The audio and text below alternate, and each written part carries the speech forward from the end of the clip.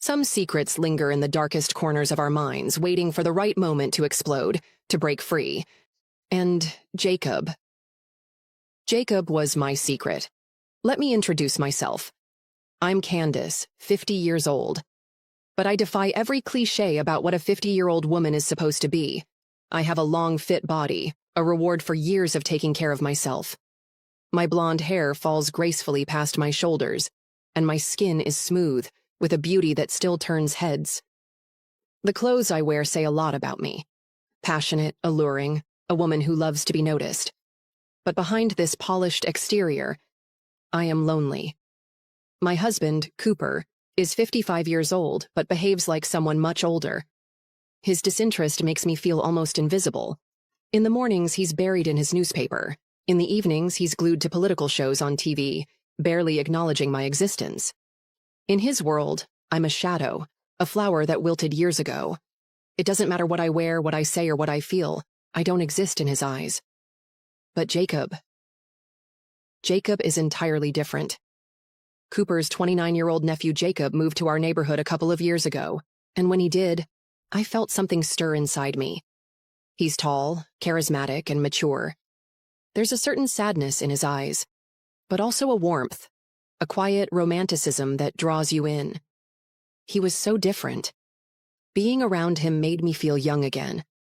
Unlike Cooper, Jacob always noticed me. That attention both excited and unsettled me. Whenever he was near, my breath quickened, my heart raced. But this was my secret alone.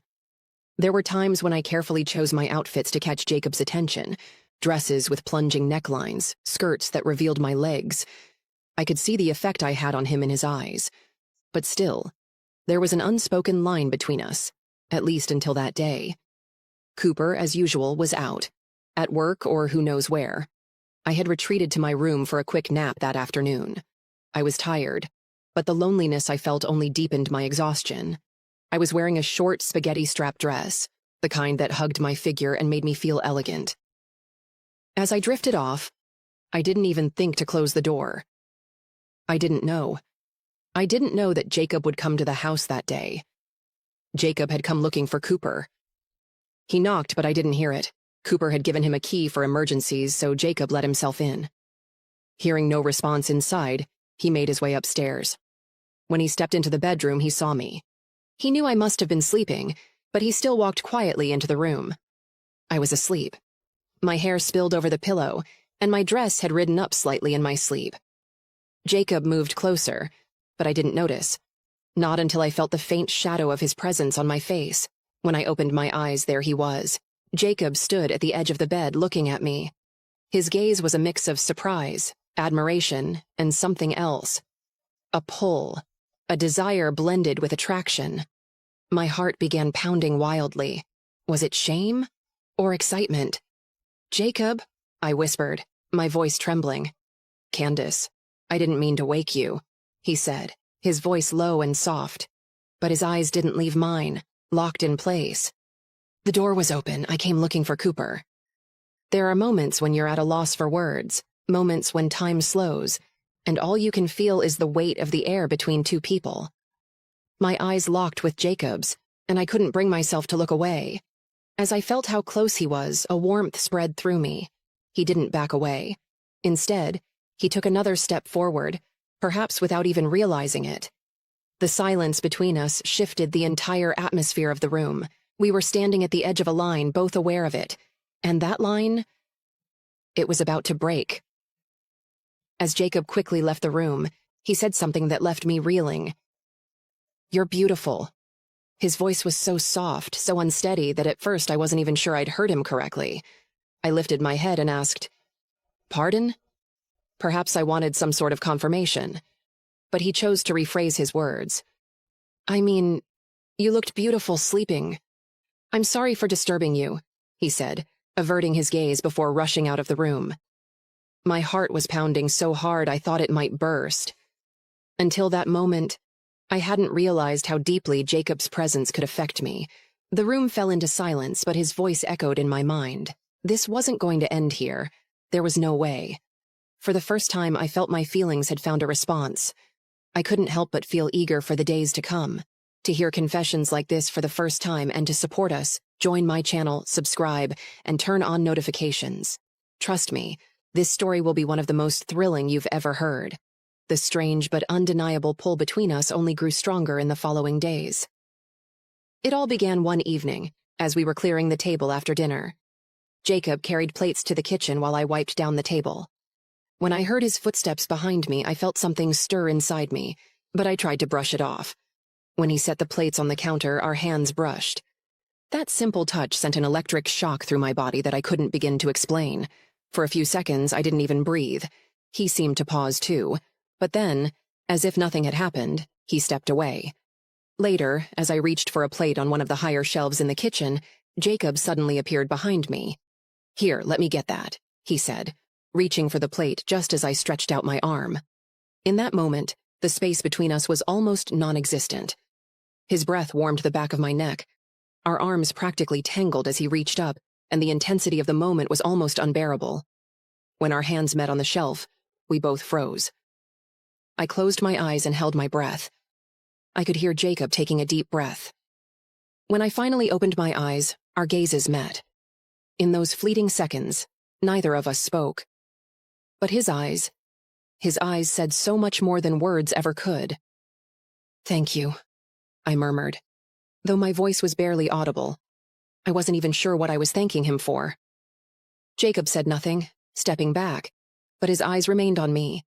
The look in them sent a wave of warmth coursing through me. One afternoon, knowing Cooper was out of town, I noticed Jacob's car pulling up in front of the house. My heart began pounding in my chest. It wasn't the kind of moment I'd been expecting. When he knocked on the door, I took a deep breath before opening it. Jacob stood there, framed by the dimming light of the early evening, his eyes locked onto mine. His voice was deep and steady as he spoke. "Candace," he said, my name sounding like a melody. For a moment, I didn't know what to say. My heart was racing. "Yes, Jacob," I replied, my voice trembling just slightly. Jacob didn't break eye contact. "Candace, I know," he said. Confused, I furrowed my brows. "Know what?" I asked, my heartbeat echoing in my ears. Jacob took a step closer to me, his shadow stretching in the dim light behind the door. "I've known for a while that Cooper hasn't been paying attention to you, that he's been ignoring you. And there's more," he said. His words changed the atmosphere instantly. My breath caught in my throat and I tried to look away, but the determination in Jacob's eyes held me in place. "More? What do you mean?" I asked, the words barely making it out of my mouth. Jacob hesitated for a moment, then took a deep breath and continued. "I don't think he deserves you, Candace. I can see the sadness in your eyes. You don't even hide it anymore." His words hung in the air, slowly wrapping around me like a heavy blanket as a strange feeling rose within me. He was right, but hearing it said out loud by Jacob was something I hadn't anticipated. Jacob paused for a second, the determination on his face replaced by a hint of embarrassment. "I'm sorry, Candace," he said, his voice calm but slightly shaky. This was too fast, too sudden. Maybe we could sit down and talk more comfortably." His unexpected apology both surprised and comforted me in a way I couldn't explain. I stepped aside and opened the door wider. "Of course, come in," I said, motioning him toward the living room.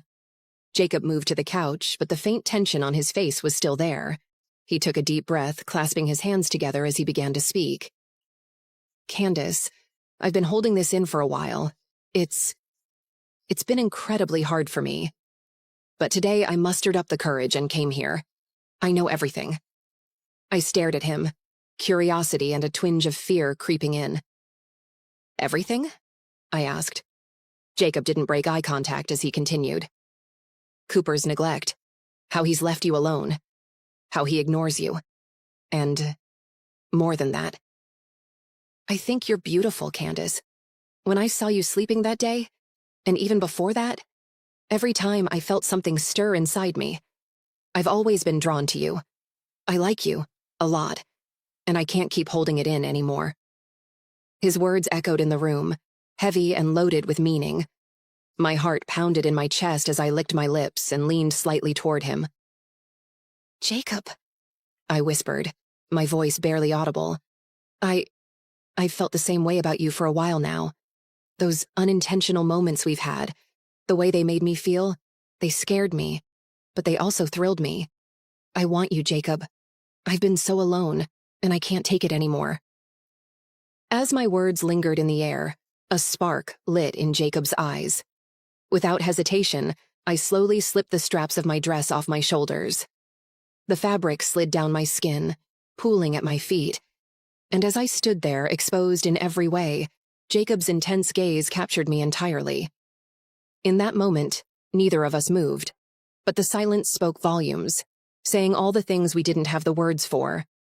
Jacob didn't hesitate for a second as he closed the distance between us. When our lips met, every ounce of tension I'd held onto dissolved into pure passion. The kiss was an explosion of all the desires we had buried for so long. His touch overwhelmed me, leaving no room for thought. His hands gently found my waist, pulling me closer as we continued to kiss. It was as if he wanted to erase every inch of space between us. I melted into him, completely surrendering to the moment as my thoughts blurred into nothingness. Jacob's warmth made everything about that moment vivid and tangible, as though the world had ceased to exist outside of us. I slowly let myself sink into the couch behind me, but we never once stopped kissing. Jacob leaned over me, his lips moving over mine like a fire that couldn't be extinguished. I felt his breath on my skin as his touches grew bolder. He slowly slid his hand down my back and pulled me closer once again, our bodies fitting perfectly together. Jacob pulled back slightly, but only for a few seconds. His hand left my waist, yet his eyes never once broke away from mine. He placed one knee on the couch beside me, leaning over with all the confidence and charisma he carried so effortlessly. Hovering above me, our eyes locked. His gaze was both resolute and brimming with an undeniable desire. Being this close to Jacob awakened something inside me, a feeling I had longed for but perhaps had never truly experienced. When our lips met again, the connection wasn't just physical anymore. It was something deeper, something that tied us together in a way I couldn't fully explain. I felt something big inside me not long after. It was so strange. It was something I had forgotten how to feel for such a long time. At that moment, I felt like the happiest woman in the world. "Thank you," I said. Jacob gave a soft smile, looking into my eyes with love as he gasped for air and said, "Believe me, I'm just as happy as you are," before continuing to kiss me. Neither of us had experienced anything like this in a long time. I looked at Jacob, and when I thought about reliving these moments with him over and over again, I closed my eyes and whispered, "Please, let this not be the last time, Jacob." When I opened my eyes and saw Jacob's broad shoulders and his disheveled hair, my hands were gripping the couch tightly at that moment. Jacob said, "We'll always share the most thrilling moments together." Just as my body started trembling and tensing up, it happened, together at the same time. Everything was happening so fast, yet it felt so long and so beautiful. I was gasping for air with excitement, and before I could even gather myself, Jacob stood up. Our time was running out, and he knew it. Jacob looked into my eyes, a soft smile spreading across his face. "I love you, Candace," he said. The sincerity and depth in his voice made my heart race even faster. "You're not going to be alone anymore," he added as he picked up his clothes. He seemed at ease, as if he had just fulfilled a promise he'd been holding on to for years, yet the intensity of the moment lingered in his every movement. "I'm going to the bathroom to wash my face," he said softly. We were both still breathless, but he moved with calm determination. Gathering his clothes, he walked out of the room, and I couldn't take my eyes off him. What I felt in that moment wasn't just happiness. It was the fulfillment of something I'd been longing for, to feel understood, loved, and truly seen. While Jacob was in the bathroom, I could still feel his warmth lingering on my skin. Everything felt perfect, as though time had stopped just for us. But the exhaustion in my body, combined with the intensity of the day's emotions, overcame me. Without even realizing it, my eyes began to close. I slowly sank back into the couch and drifted off into a peaceful sleep. When I woke up, a blanket had been draped over me. I realized Jacob had covered me before he left, and the thought filled me with warmth. The stillness in the room was a reminder of his gentle, thoughtful nature. I could still feel his presence and his scent lingering faintly around me, but he was gone, leaving behind the memory of a night filled with comfort and intimacy. A short while later, I heard Cooper's voice. "Candace?" he called out. I opened my eyes and saw him standing in front of me. "Why are you sleeping here?" he asked with mild confusion. My eyes darted to the clock. It was about the time he was supposed to return. My heart raced for a moment, but I tried to stay composed. Panicking, I quickly gathered the things Jacob had left behind in the room and hurried upstairs. My heart was pounding so hard, I could barely control my breathing. I changed into something simpler, glanced at my reflection in the mirror to fix my hair, and took a deep breath before heading back downstairs. Cooper hadn't yet settled in front of the TV. He had just walked through the door. Without letting him see me, I slipped into the kitchen and poured myself a glass of water. "Candace, where are you?" Cooper called out.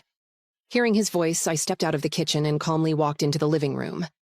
"I was upstairs just resting a bit," I said, keeping my tone steady. But the uncertainty on his face and the way he looked at me left me unsettled. He seemed to find the day unusual, as if something didn't quite add up. In the following days, Cooper began asking me different kinds of questions. Occasionally, I noticed him watching me closely, but at the same time, he maintained his usual disinterest. It was a strange and unsettling balance that made me feel even more on edge. The warmth of the moments I'd shared with Jacob still clung to me, but the suspicion in Cooper's eyes was a stark reminder of the danger looming over the forbidden connection between us. One afternoon, while Cooper wasn't home, Jacob came by again. I was in the kitchen making coffee when he walked in. He had that same casual but captivating presence about him. As we prepared the coffee, we stood close to each other, and the tension in the kitchen felt almost palpable. Just then, I heard Cooper's voice coming from the front door. The coffee cup in my hand trembled, and I shot Jacob a panicked look. "Act normal," I whispered quickly. When Cooper walked into the kitchen and saw us together, his gaze flicked back and forth between Jacob and me.